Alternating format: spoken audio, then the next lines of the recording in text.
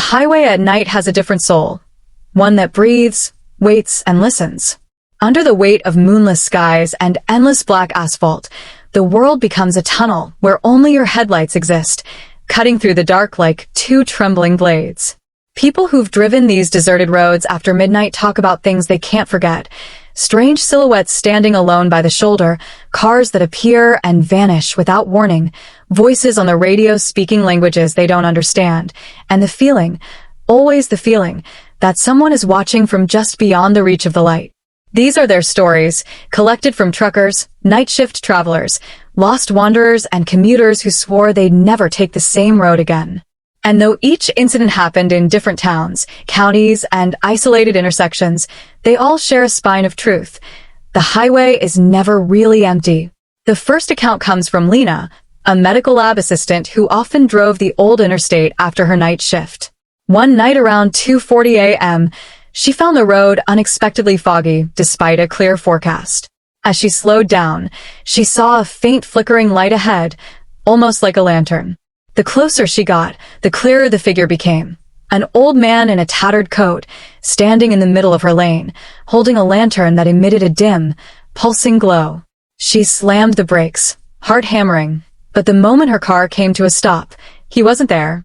Only the fog remained, swirling as if disturbed by something that had just moved away. Before she could react, a sudden loud tapping struck her window. 3 rapid knocks. She couldn't see anyone, yet the glass trembled under each knock as though someone tall and heavy was leaning against it. She sped off without looking back. 2 days later, she told a coworker her story, and that coworker quietly nodded and replied, "Others have seen him too. He walks the fog line."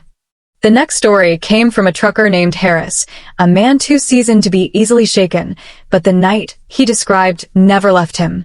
While driving through the long stretch between 2 desert towns, he noticed a car tailing him too closely, a dark sedan with its high beams flashing rhythmically. Thinking the driver needed help, he pulled onto the shoulder. The sedan stopped behind him, lights still blazing, but no one stepped out. He waited, annoyed. Still no movement. Finally, he got out to approach the vehicle and instantly froze. There was no driver. The engine was running, doors locked, windows fogged from the inside, and the headlights aimed directly at him like a pair of unblinking eyes. As he stepped closer, the fog on the windshield cleared just enough for him to see a face pressed against the inside, a pale, expressionless face staring outward. Harris stumbled back, ran to his truck, and sped away. When he glanced in the rearview mirror seconds later, the sedan was gone as if it had never existed. Then there was Priya, a college student returning home late after visiting a friend. Around 1:15 a.m., she noticed a woman walking along the highway shoulder, wearing a white dress that fluttered in the night wind. At first she assumed it was someone whose car had broken down. She slowed and rolled her window down slightly. "Do you need help?" Priya called. The woman turned, too quickly, unnaturally fast, and Priya realized she had no eyes, only dark sunken hollows. Her mouth stretched wider and wider until the jaw seemed to unhinge, forming a silent scream. Priya floored the accelerator, but even at 90 kilometers per hour she saw the woman in white running beside her car, keeping pace effortlessly, her hollow eyes locked on her. When Priya finally reached a toll plaza, the figure vanished instantly, leaving the toll operator puzzled by Priya's pale, shaking hands as she fumbled for change. Another story came from an Uber driver named Imran. He often worked the late shift since the fares were higher at night. One evening he picked up a passenger from a roadside rest stop, a man dressed in dusty jeans and a black jacket. The man didn't speak. He just pointed ahead. Imran assumed the passenger was tired and decided not to bother him. 10 minutes into the drive, Imran glanced into the rearview mirror and froze. The man had no reflection. His seat in the mirror was empty, even though Imran could clearly see him sitting there when he turned around. Imran's throat tightened. He pretended nothing was wrong and kept driving. After another few minutes, the man suddenly said, "Stop here." Imran pulled over, but the road was empty. No buildings, no houses, no lights, just darkness stretching in every direction. The man got out slowly and whispered, "Don't take this road again tonight." Then he walked directly into the blackness of the forest. Imran looked away for only a moment, and when he looked back, the man had vanished completely. A month later, a major collision occurred on that same stretch of road at the exact time Imran had driven through it. Many drivers say the forest lining that highway isn't really forest at all but something older, something that watches. Another chilling account came from two friends, Sammy and Farah, who were driving home from a wedding. Farah had dozed off, leaving Sammy alone with the road. Around 3 a.m., Sammy saw a pair of headlights approach from behind. Bright. Too bright. The car swerved violently back and forth, almost hitting them. Sammy honked, irritated, but the car kept swaying as though the driver were intoxicated or trying to signal something. Suddenly the car sped ahead, cutting in front of them so close that Sammy had to swerve hard. They both expected to see it continue racing forward, but instead they watched it veer off the road and flip violently into a ditch. Horrified, Sammy pulled over. They ran toward the wreckage, but when they reached the ditch, there was only flattened grass. No car. No tracks. No debris. Not even disturbed soil. Nothing. Farah whispered shakily. "We both saw it, right?" Sammy could only nod. He later learned that many motorists had reported the same phantom crash on that stretch of highway, always around 3 a.m. Sometimes the car flips to the left, sometimes to the right, but when drivers look for survivors, there's never anything there. The next story came from an elderly woman named Jordana, who had lived near an old highway for decades. She recalled a night when her husband was late coming home. Worried, she stepped outside to wait near the porch. Around midnight, she heard his motorcycle approaching from far down the road, but as it neared, she realized the sound wasn't quite right. It was too slow, too heavy, almost like metal dragging across concrete. When the bike finally came into view, her blood ran cold. It was her husband's motorcycle, but there was no rider. The bike moved on its own, tires leaving faint trails of red dust, before slowly turning toward their home and stopping at her feet. She fainted on the spot. The next morning, local police informed her that her husband had been killed instantly in a crash 20 kilometers away, at the exact moment she heard the bike. Some say the spirits of those who die suddenly on the road try to find their way home one last time. Another driver, Maruf, had a story involving radio interference. He was driving across a long industrial highway after delivering goods to a remote warehouse. To stay awake, he tuned into a late-night music station.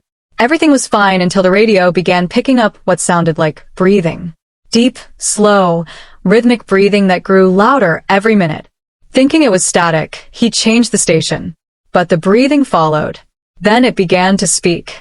Not in any language Maruf recognized, but in guttural, elongated syllables that vibrated the speakers like a growl. He turned off the radio entirely, but the sound continued, coming now from the back seat. He didn't dare look. He kept driving until sunrise, refusing to stop even when he felt the temperature drop inside his truck, even when the breath brushed the back of his neck. Only at dawn did the presence fade. He never drove alone at night again.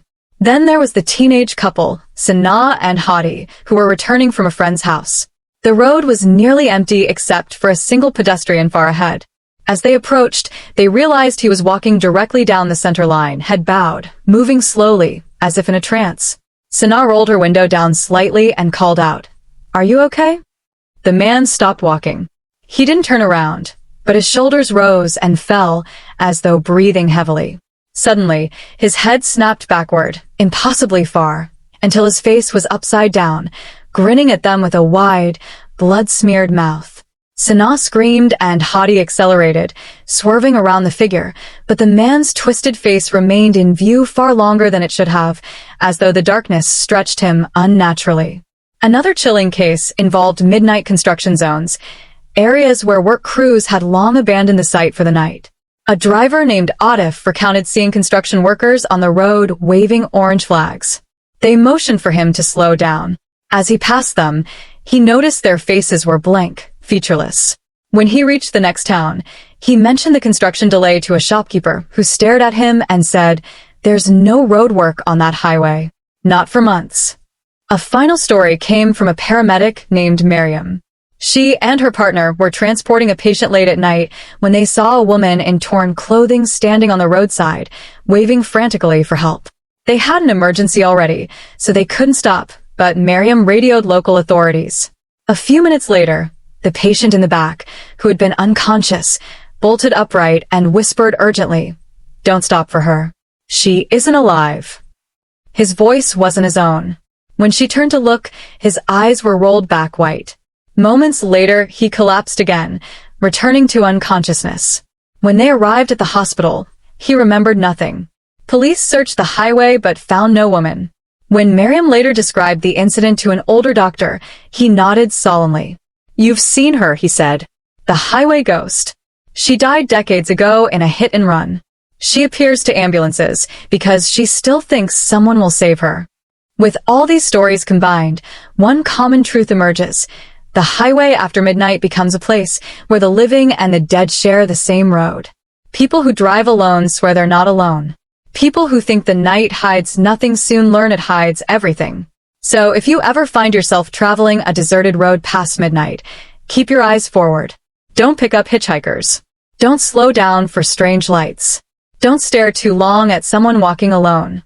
And if you hear breathing or footsteps or someone whisper your name from the back seat, know you didn't. Keep driving. Because on these midnight roads ahead, once something notices you, it may follow you forever.